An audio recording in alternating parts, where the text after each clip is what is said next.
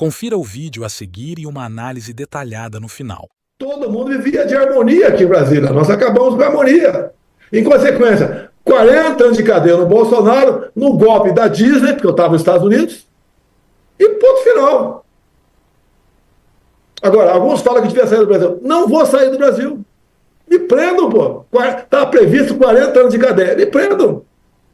Eu estou com 70 já, quase morri na última cirurgia. Vou morrer, não vai demorar. A gente fica sendo um marco que dá para resistir, sem fazer loucura. Dá para resistir com conhecimento, com humildade. Não é o cara que vê lá um assunto qualquer, não vai dar em nada, eu estou cansado disso. Pessoal, tem uma coisa, uma regra na nossa vida que é 100% certa. Nada está tão ruim que não possa piorar.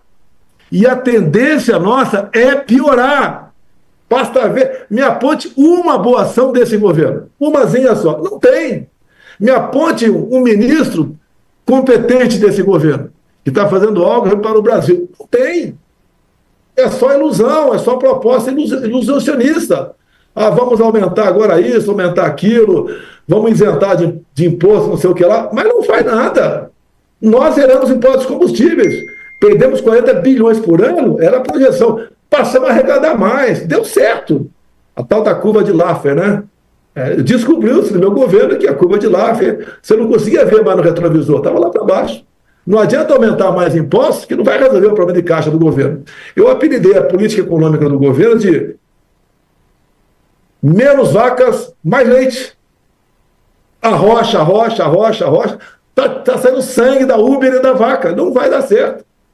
Então, isso tudo, cumprimento mais uma vez o Celso, você, Pitoli, que abriu esse espaço para a gente, para poder mostrar para o povão o que está acontecendo.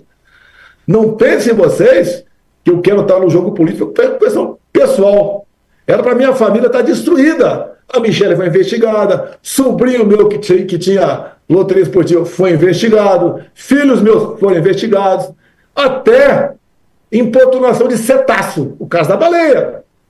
Me leva ao constrangimento de depor em São Paulo.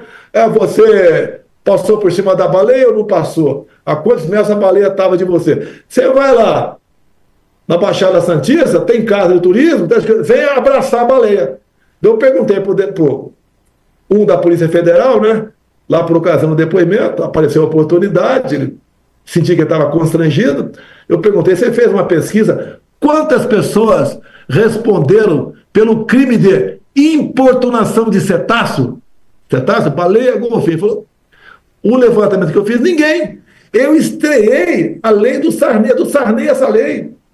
Importunação de cetáceo. É que naquele tempo, um motorzinho de um barquinho qualquer tinha lá atrás a crânula, né, que tinha uma hélice embaixo. Se você passasse perto de um cetáceo, você podia ferir o cetáceo. O jet ski não fere. Mas mesmo assim, ninguém respondeu ao inquérito por importunação de cetáceo. E comigo já se falava 3 a 5 anos de detenção. Tem que condenar esse cara. Não deu para condenar na questão das vacinas, foi arquivado. Não está dando para condenar a questão de joias. Eu paguei alto preço, ladrão de joias. E o TCU respondeu há poucos meses. As joias personalíssimas pertencem aos respectivos ex-presidentes, independentemente dos seus valores. Então a grande jogada é correr para me condenar, para não entrar no jogo político ano que vem. Tem bons candidatos para ele? Tem. Não sei se eles fariam o que eu faço, não sei. Não estou dizendo que eu sou o último biscoito do saco de bolacha ali. Agora, é justo pelo lawfare, que é o ativismo judicial, burocratas do judiciário, falar, esse não pode disputar a eleição. Olha o caso da Carla Zambelli aí. 10 anos de cadeia, mais 5, 15 anos de cadeia na Carla Zambelli. A gente fica tomando conhecimento do processo. Não tem cabimento. Não tem cabimento. Menos ainda comigo. Eu sou a primeira instância. Daí botam o deputado Ramagem no processo para eu poder ir para o Supremo. Daí a Câmara diz que está trancado o processo do Ramagem, por 315 votos. O Supremo diz que não. Está só em empate. E o Bolsonaro continua no Supremo. Peraí, para entrar no Supremo, está com o Ramagem.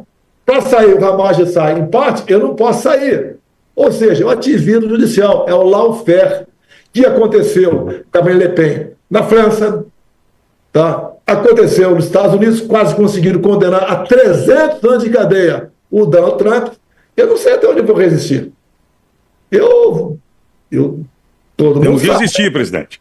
Vamos ter que resistir, vamos embora. Christian Costa, nosso repórter direto de Brasília. Obrigada pelas informações. Christian, bom trabalho para você. Até uma próxima. Obrigado, Paula. Boa noite a todos.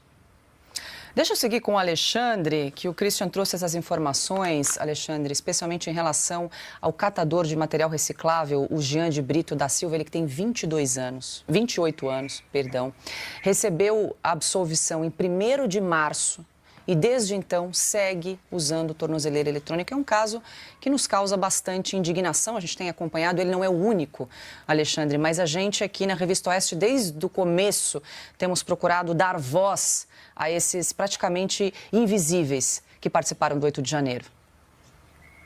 Pois é como se ele tivesse sido absolvido e continuasse cumprindo a pena, né? Durante todo o mês de março, mês de abril e agora metade do mês de maio.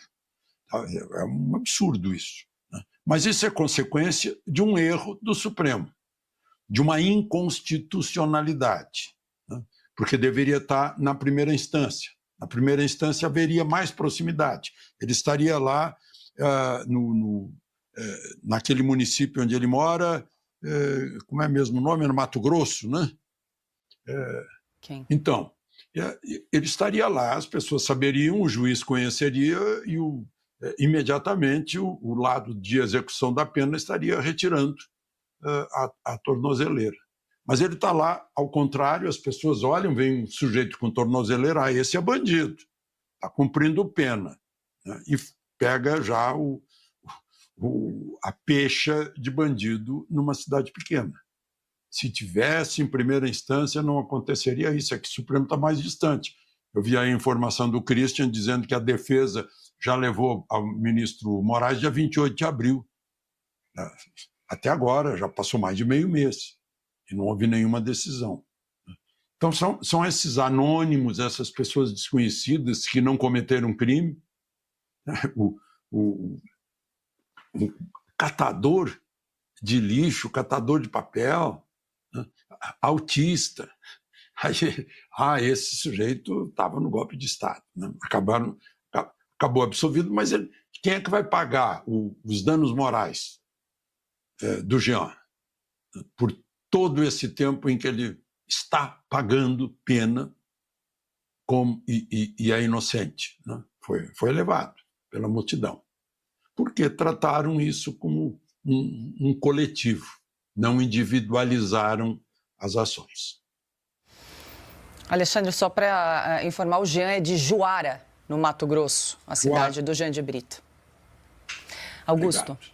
A indiferença do Alexandre de Moraes pelo sofrimento das vítimas, que ele tem como vítimas de alvos de estimação, vai caracterizando um caso clínico mesmo.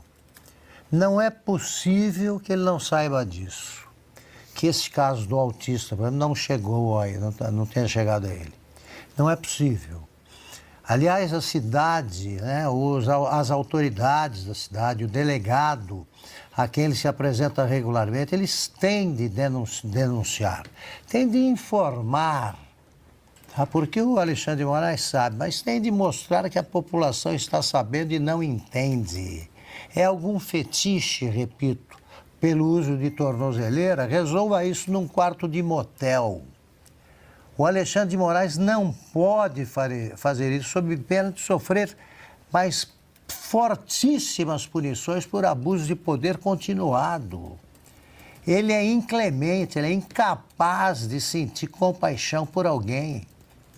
Não é possível isso continuar. E aí a gente vai lembrando de outros casos.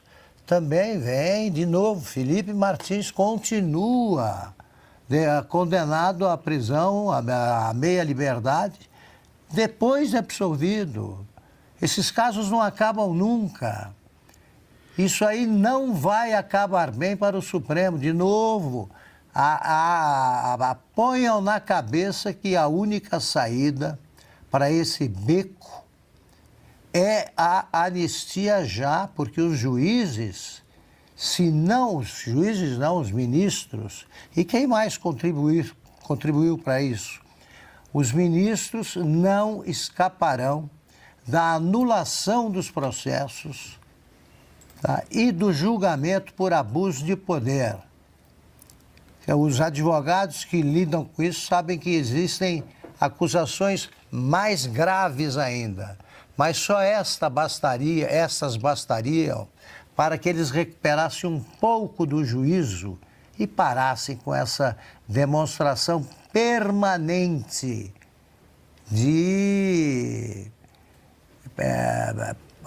raiva, desprezo, enfim, de falta de compaixão. Bolsonaro fala a verdade. Perseguição política e crise no Brasil. Até quando?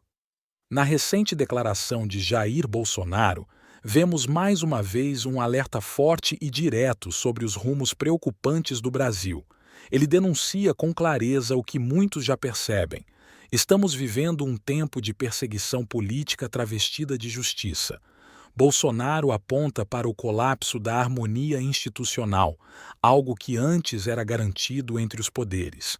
Hoje, o que se vê é o avanço do ativismo judicial, com decisões seletivas e punições exageradas, muitas vezes direcionadas apenas a um lado do espectro político.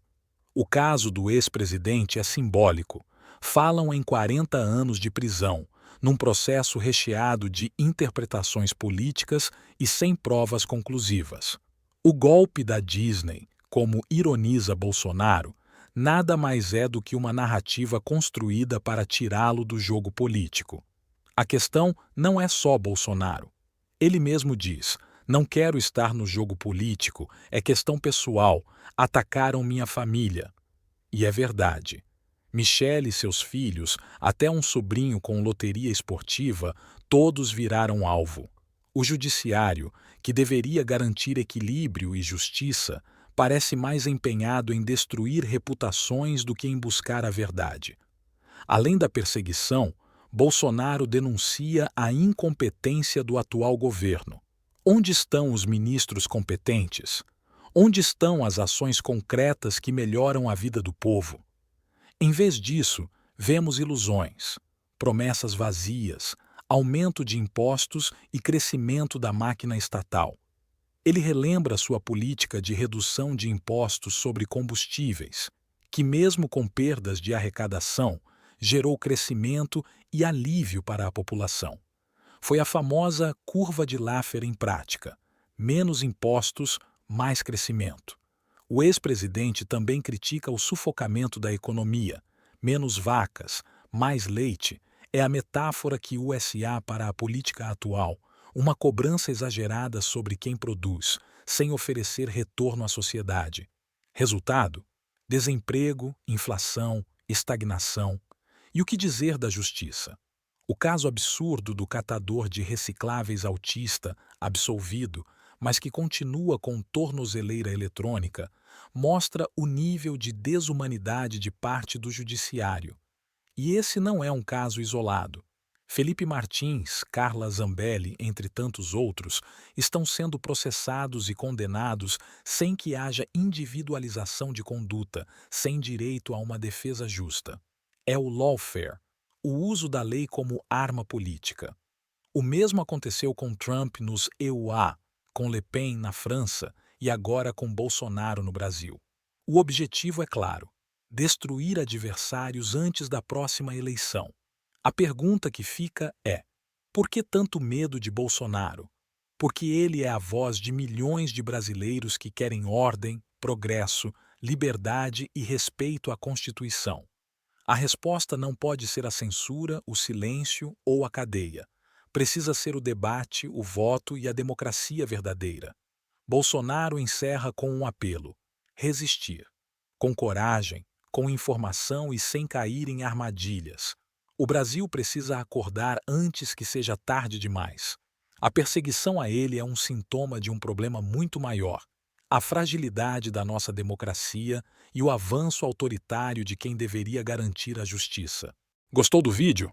Se você é um patriota, se inscreva no canal e ative o sininho para não perder nenhuma notícia. Deixe nos comentários seu nome e a cidade de onde está nos assistindo.